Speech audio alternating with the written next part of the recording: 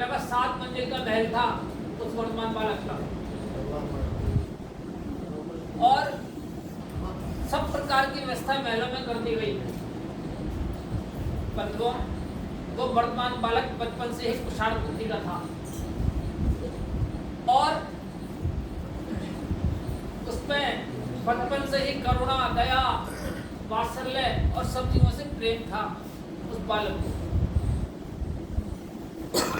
एक दिन उस वर्तमान के कुछ मित्र वर्तमान के पास आए और नीचे में जो फ्लोर था सबसे नीचे का, उसमें वर्तमान की मां मिली। मां से पूछा कि वर्तमान कहाँ है? मां ने कहा वर्तमान ऊपर है। अब बच्चे सारे ऊपर पहुंच गए, सबसे ऊपर वाले फ्लोर पर पहुंचे तो जाके देखा पिताजी बैठे हैं वहां। तो पिताजी से पूछा कि वर्तमान कहाँ है? पिताजी बोले वर्तमान नीचे है। अब बच्चे असमंजस में पड़ गए, अरे वर्तमान के माता पिता तो झूठ बोलते हैं। माँ ने कहा ऊपर है, पिता ने कहा नीचे, दोनों झूठ बोलते हैं। तो अब एक एक मंजिल में खोजना शुरू कर दिया वर्तमान को, और बीच वाले मंजिल में वर्तमान मिल जाते हैं। तो बच्चों ने शिकायत की उनके माता पिता की, कह रहे वर्तमान तुम्हारे माता पिता कैसे हैं? ये दोनों झूठ बोलते हैं। तो बोले नहीं, मेरे माता पिता झूठ नहीं बोल सकते। बोले हमने स्वयं सुना अपने कानों से। बोले कैसे सुना? हमने तुम्हारी माँ से पूछा, माँ नीचे मिली। माँ से पूछा कि वर्तमान कहाँ? उनका ऊपर है। ऊपर गए तो पिताजी मिले, उनका नीचे है। दोनों ने झूठ बोला। बोले नहीं, दोनों ने सत्य बोला। मैं माता की अपेक्षा से तो ऊपर हूँ और पिता की अपेक्षा से नीचे हूँ। इसलिए बचपन से ही वो कुशाग्र बुद्धि कहते हैं वर्तमान। बंधुओं, धीरे धीरे वर्तमान जब बड़े हुए, विवाह योग्य हुए, और एक दिन माता चिल्ला के मन में आया कि इतना बड़ा मेरा बेटा हो गया, इतने बच्चों की तो रह गए, पत्नियां घर में आ गई, बहुएं घर में आ गई, और बेटा अभी तक कुंवारा बैठा है। चलो मैं चलती हूँ वर्तमान के पास बातचीत करने के लिए। उधर वर्तमान अपने महलों में सोच रहे थे कि अरे इस समय चारों तरफ हिंसा का तांडव नृत्य हो रहा है, त्राही त्राही हो रही है, जीवों की हिंसा हो रही है, और अब मैं क्या करूंगा? अब मैं संन्यास धारण करूंगा, महाव्रतों को धारण करूंगा और अहिंसा का प्रचार करूंगा। बंधुओं, वर्तमान अपने महल में से चल पड़े और पिछला प्रियकारिणी अपने महल में से चल पड़ी। रास्ते में मिल जाते हैं दोनों, वर्तमान और माता तिथला। और माता तिथला कहती है कि बेटा मैं तो तुम्हारे पास आ रही थी। वर्तमान ने कहा हाँ माँ, मैं भी आपके पास ही आ रहा था। और माँ बोली मुझे कुछ चर्चा करनी थी तुम्हारे से। तो बेटा ने कहा हाँ मुझे भी कुछ चर्चा करनी थी आपसे। तो माँ कहती है बताओ बेटा क्या चर्चा करनी है? वर्तमान ने कहा नहीं माँ आप बताओ पहले क्या चर्चा करनी है। माँ बोली नहीं पहले तुम बताओ। बेटा बोला पहले तुम बताओ। पहले आप होने लगा।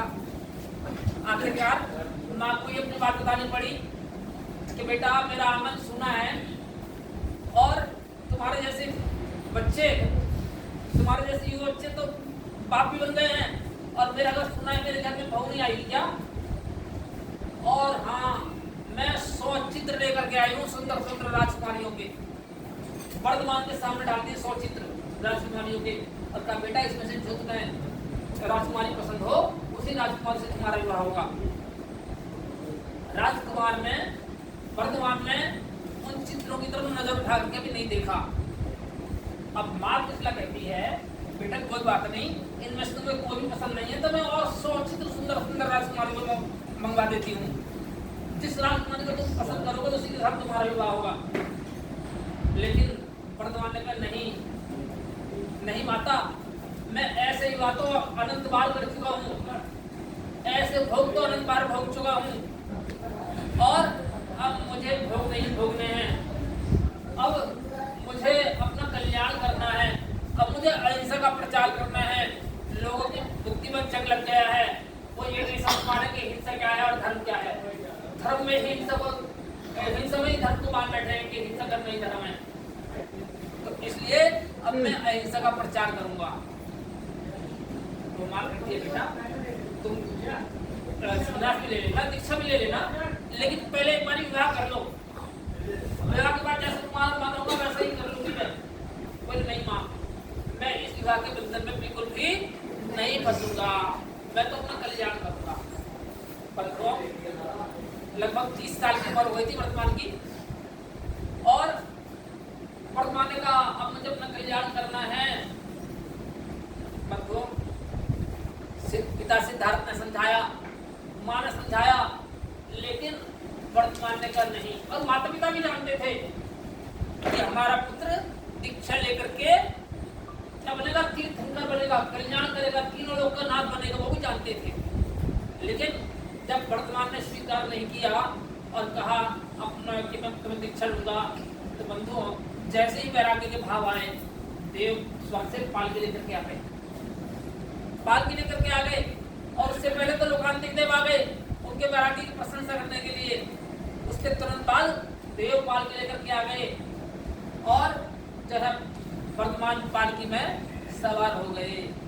और पालकी में सवार होने के उपरांत पालकी उनको वन में ले जाती है, जंगल में ले जाती है, और जंगल में जाने के उपरांत सारे वस्त्रों का त्याग किया और पंचमुष्टि के संचन किया। नमः सिद्धेभ्य, नमः सिद्धेभ्य, नमः सिद्धेभ्य। कुछ लोग कहते हैं कि तीर्थंकर ओम नमः सिद्धेभ्य पढ़ते हैं, लेकिन वो गलत है। ओम बोलते ही नहीं कभी तीर्थंकर। क्यों बोलेंगे ओम? क्योंकि वो तो जो है ऊपर उठ चुके छाई समृष्टि है, तत्व मोक्षगामी है, स्वयंभू है। स्वयं माने अपने गुरु अपने आप ही होने, किसी की आवश्यकता नहीं होती, ध्यान रखना। और हम भी अपने गुरु अपने आप ही एक तरह से निश्चय की दृष्टि से, व्यवहार की दृष्टि से गुरु की आवश्यकता होती है। लेकिन निश्चय से अगर हमें कोई बात का निर्णय नहीं हो रहा हो और आंख बंद करके आप एकांत में बैठेंगे और निर्णय करेंगे, अवश्य ही तुम्हें उस बात का जवाब मिलेगा कि वास्तव में सत्य क्या है। लेकिन हम पूछते ही नहीं होते, हमने अपने अंदर के कपाट खोल के नहीं देखे कि मैं कौन हूँ, कहाँ से आया हूँ, कहाँ जाना है। बस बाहर में अटके हुए, बाहर हमारी पलकों के द्वार भी बाहर की ओर खुल रहे हैं, अंदर की ओर हमने झांक के देखा ही नहीं। बंधुओं, कहने का अभिप्राय है कि उन्होंने 6 महीने का प्रतिभागी धारण कर लिया, ध्यान में बैठ जाते हैं, और जब वो ध्यान से उठे उन्होंने विचरण किया।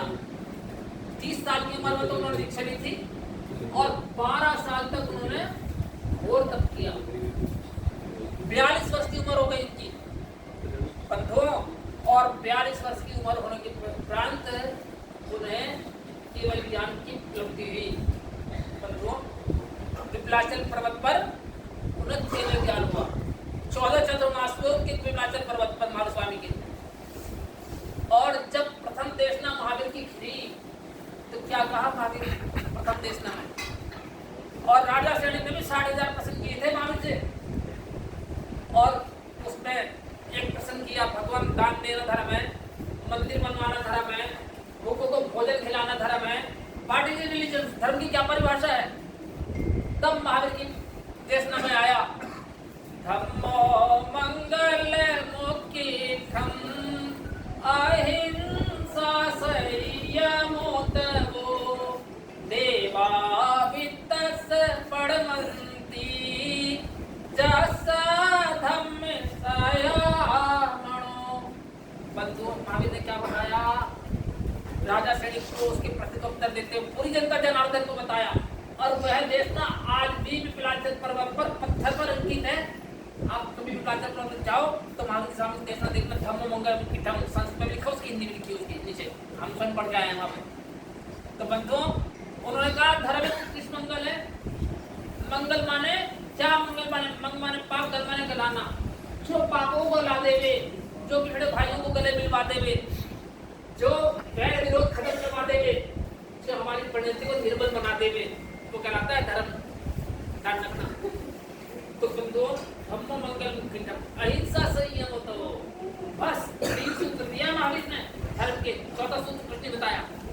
पहला सूत्र अहिंसा, ए माने नहीं, हिंसा माने हिंसा। जहाँ पे हिंसा वहाँ पे 3 काल में भी धर्म नहीं हो सकता। ये कार्तिक के प्रति ऐसा निकलवाई थी मैंने, इसमें निकाल लेना 4-7 पेज। और ये उनकी है इसके सीधा है कार्तिक के स्वामी। अरे कार्तिक स्वामी कौन है? कार्तिक के स्वामी, कार्तिक के स्वामी बैठना थे, चेन्नई थे, ये बैठना थे। और जो है इन्होंने क्या हुआ, इन्हें वैराग हो गया तो दिगंबर साधु से दीक्षा ली थी इन्होंने, बैठन धन का परिहार किया था इन्होंने। और जब दीक्षा ली तो दीक्षा लेकर के इन्होंने महान मंत्र लिखा है कार्तिक के अनुप्रेक्षा। इसी में लिखा हुआ है धर्म की परिभाषा, आप खोल के पढ़ना। 4-7 नंबर पेज है, 4-7 नंबर सूत्र है, पढ़ना। जो स्वाध्याय करते हैं ना वो पढ़ना इसको। तो बंधुओं कहने का प्राय है, पहला सूत्र दिया उन्होंने अहिंसा। ए माने नहीं, हिंसा माने हिंसा। जहाँ पर हिंसा नहीं है वो कहलाता है धर्म, और जहाँ पर हिंसा है वो कहलाता है अधर्म, वो कहलाती है पाप की क्रिया। और ये लिखा हुआ इसके साथ साथ में, जो विपरीत क्रियाएं करते हैं वो नीच निगुण में जाते हैं, इसे लिखा हुआ है कार्तिक की परीक्षा में। तो बंधुओं कहने का प्राय है, अभी बता दूं पेज नंबर कौन सा है। तो मेरा कहने का प्राय है कि महावीर ने कहा पहला सूत्र अहिंसा, दूसरा सूत्र संयम। संयम क्या? इंद्रिय संयम और प्राणी संयम। आपने जिनवाणी में पढ़ा होगा जब संयम धर्म की पूजा करते हो तो 6 काय के जीवों की रक्षा करना और 5 इंद्रिय और 6 मन बस में करना, वो कहलाता है संयम। पढ़ लेना, दोबारा नहीं पढ़ा तो पढ़ रहे हैं बस, कर क्या रहे हैं ये कुछ मतलब नहीं है। देखा देखी क्रिया से कहते हैं लोक मूर्ता आगम में, देखा देखी क्रियाओं को करते चले जाना लोक मूर्ता कहलाती है, ध्यान रखना। तो संयम क्या है? संयम है इंद्रिय संयम, 5 इंद्रिया और 6 मन ये बस में करना, इनको अपने अपने विषय में जाने से रोकना, वो कहलाता है संयम। और 6 काय के जीवों की रक्षा करना, 5 इंद्रिय, 5 स्थावर और 1 तरस। 5 स्थावर में पृथ्वी का है, जल का है, अग्नि का है, वायु का है, वनस्पति का है, 5 स्थावर और 1 तरस, इसको बोला करके 6 काय के जीवों की रक्षा करना, वो कहलाता है धर्म। तो बंधुओं, और तीसरा तप, फिर बताया 12 प्रकार का तप करना, और उस 12 प्रकार के तपों में भी तप वाले सूत्रों को स्वामी ने दे दिया। स्वाध्याय परम तपा, इच्छा निरोध तपा, इच्छाओं का निरोध करना और स्वाध्याय करना। स्वाध्याय मतलब शास्त्र पढ़ने पढ़ना स्वाध्याय नहीं है। सो मैंने अपना अध्याय माने जानना, अपने बारे में जानना कि मेरी कहाँ गलतियां हैं, कहाँ मेरी भूल है, कहाँ मेरी त्रुटियां हैं। ऐसा नहीं कि पढ़ने जी ने सुना दिया और तुमने एक कान से सुना दूसरे कान से बाहर कर दिया, वो स्वाध्याय नहीं। पंडित जी की भी अपनी भूल सुधरे हैं और सुनने वालों की भी अपनी गलतियां सुधरे हैं, वो कहलाता है स्वाध्याय। तो बंधुओं, महावीर ने केवल 3 सूत्र दिए हैं, अहिंसा, संयम, दो। देवयुक्त स्पर्वंती 10 कर्म से अमणो, देवता भी उसे नमस्कार करते हैं जिसके जीवन में अहिंसा आ जाती है, जिसके जीवन में संयम आ जाता है, जिसके जीवन में तप आ जाता है, देवता भी उसके चरणों में झुक जाते हैं। तो बंधुओं, 42 वर्ष की उम्र में उन्हें केवल ज्ञान प्राप्त हुआ और कठिन तपस्या करते करते जब वो 72 वर्ष की उम्र में पहुंचे तो बंधुओं धन्यतेरस का दिन आया। धन्यतेरस माने उनकी अंतिम बार देश ने खरीदी मारू स्वामी की प्रवक्त्र, और लोगों ने भाग्य सराहा, अरे धन्य है आज का दिन, धन्य हो गई आज की तेरस कि हमें अंतिम बार विप्लावित प्रवक्ता महावीर की देश में सुनने का अवसर प्राप्त हुआ। हमारा भाग्य, हम सौभाग्यशाली हैं जो हमें महावीर की देश में अवसर मिला। तो बंधु धन्यतेरस, धन्यतेरस नहीं हो, धन्यतेरस, लोगों ने अपना भाग्य सराहा कि धन्य हो गया आज का दिन कि हमें महावीर की वाणी सुनने का अंतिम बार अवसर प्राप्त हुआ, धन्य है आज का दिन। और उसके बाद में योग निरोध कर लिया था महावीर ने। बंधुओं, अगले दिन 14 और 14 की रात्रि का अंतिम पहर ब्रह्म मुहूर्त, और ब्रह्म मुहूर्त में जाकर के उन्होंने क्या किया, पावापुरी से योग निरोध किया था, और पावापुरी में उन्होंने क्या किया, केवल ज्ञान प्राप्त किया। और वो जो प्रकाश का पुंज था वहां अंधेरा हो गया दोबारा से, क्योंकि जहाँ तीर्थंकर होते हैं वहां पर सूर्य की आवश्यकता नहीं होती, ध्यान रखना, वहां पर कभी भी लाइट नहीं होती जब तीर्थंकर होते हैं। लेकिन जब तीर्थंकर भगवान का जो है मोक्ष हो गया तो वहां दोबारा अंधेरा हो गया, और लोग जब प्रातःकाल में उठे और पहुंचे, देखा कि अरे आज प्रकाश का पुंज कहाँ चला गया, तो पता लगा कि महावीर स्वामी को मोक्ष की प्राप्ति हो गई, इसलिए उसका हम निर्वाण लाडू और निर्वाण लाडू क्या है, क्यों चढ़ा रहे हैं निर्वाण लाडू? ये है भगवान, किस प्रकार से आपने मोक्ष रूपी मीठा फल प्राप्त किया है, मोक्ष रूपी लड्डू प्राप्त किया है। मेरी आज तक संसार के मीठे से तृप्ति नहीं हुई, इसलिए मैं संसार के मीठे का त्याग करता हूँ और मुझे भी मोक्ष की प्राप्ति हो, इसके लिए मुझे मोक्ष रूपी मीठा फल का स्वाद चखना है। मैं भी तैयार हुआ मोक्ष रूपी मीठा फल करने के लिए, इसलिए मैं आपकी वंदना करता हूँ, मुझे मोक्ष की प्राप्ति हो। बंधुओं, इसलिए हम लाडू चढ़ाते हैं। लाडू में 3 चीज होती है, मीठा, बेसन और या घी। बेसन और मीठा 3 चीज होती है ना। तो 3 चीज कौन सी? रत्नत्रय, सम्यक दर्शन, सम्यक ज्ञान और सम्यक चारित्र। जब तक हमारा सम्यक दर्शन नहीं होगा, सम्यक ज्ञान नहीं होगा, सम्यक चारित्र नहीं होगा, तब तक हम दूसरे के लड्डू को प्राप्त नहीं कर सकते। ध्यान रखना पड़ता है। तो बंधुओं, कहने का प्राय है, जहाँ पे हिंसा है वहाँ पे धर्म 3 काल में ना तो है और ना कभी होगा। और अब जो है क्या है, संध्या का समय आया, तो संध्या का जब सब समय आया तो गौतम स्वामी जो थे, गौतम इसको आप कहते हो गणेश, गणेश को कहते हैं, गण माने समूह और इस माने स्वामी, तो अपने मोहि संघ के स्वामी थे गौतम गणेश। अब लोगों को आश्चर्य हुआ, अरे सुबह से अंधेरा हो गया था, अब दोबारा शाम को प्रकाश कैसे हो गया? तो लोगों ने जब जाकर के देखा तो देखा कि गौतम स्वामी को केवल ज्ञान हो गया। तो संध्या के समय में उन्होंने क्या किया? पूजा की, भगवान की, गौतम स्वामी की पूजा की। आप लोग क्या करते हैं? सूंड वालों की पूजा कर रहे हैं। सूंड वाले बनोगे तुम, ध्यान रखना। जो सूंड वाले पूज रहे हैं, चाहे वो सोने वाले हो, चाहे वो चांदी के हो, चाहे वो हीरे जवाहरात के हो, सूंड वालों को पूज रहे हो तो सूंड वाले बनोगे, ध्यान रखना। किसको पूजना है हमारे यहाँ? गणेश किसको कहा है? वो सूंड वाले गणेश नहीं है, गौतम स्वामी को गणेश कहा है। और गौतम भी कौन थे? गौतम भी ब्राह्मण थे, ध्यान रखना। उन्होंने तो ब्राह्मण परंपरा को छोड़ा भगवान से।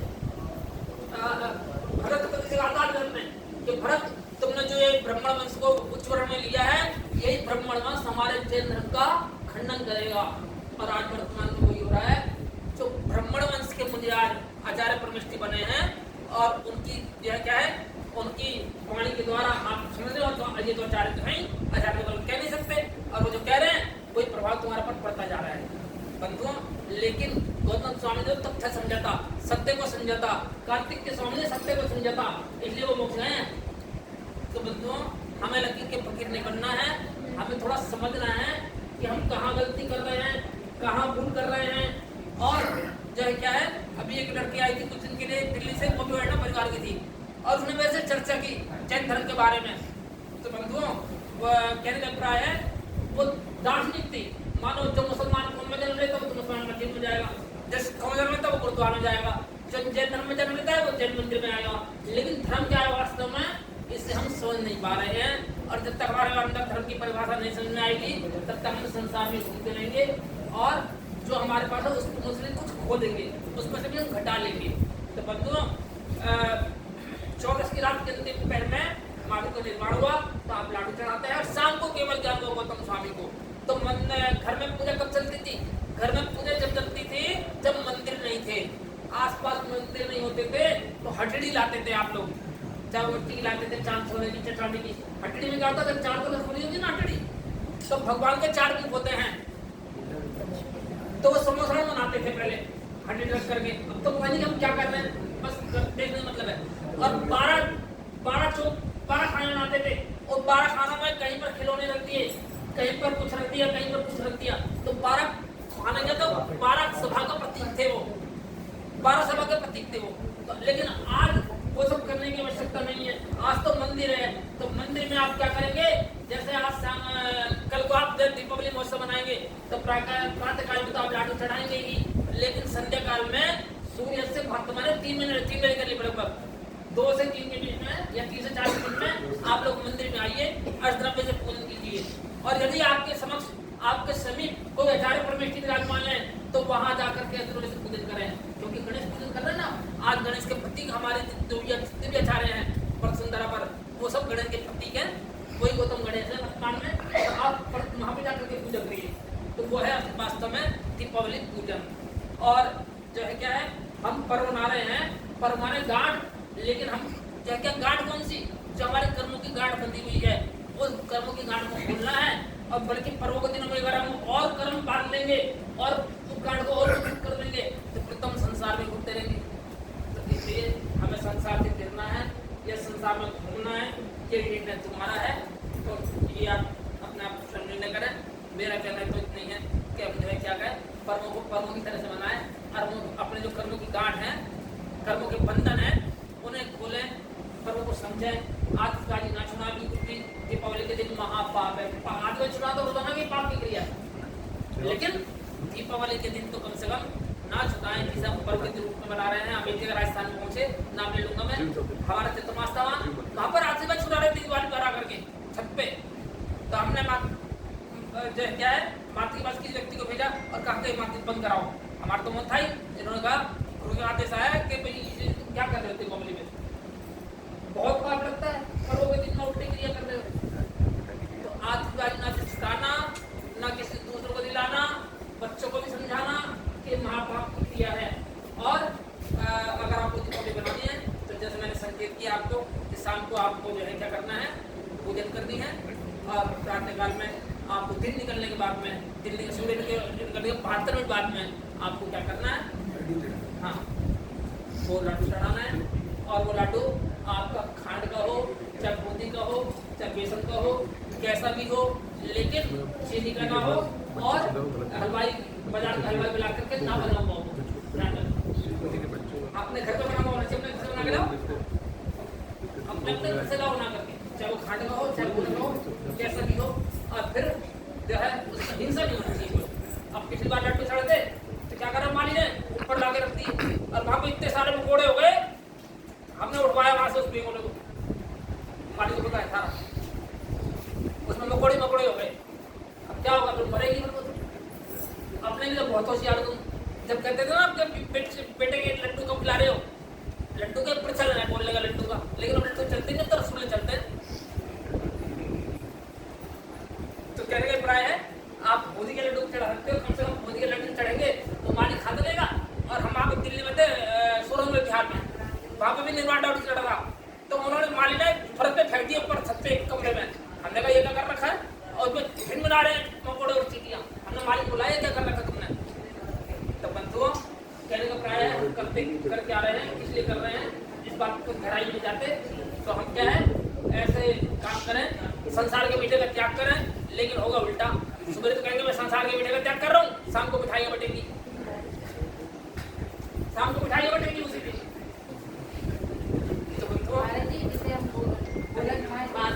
हाँ, तो कुल मिलाकर के ये है कि हम सत्य को समझें। गॉड सत्य ही भगवान है, सत्यम शिवम सुंदरम, सत्य ही शिव है, सत्य ही मोक्ष का द्वार है, सत्य ही हमारा कल्याण कर सकता है। ओम नमः सिद्धि।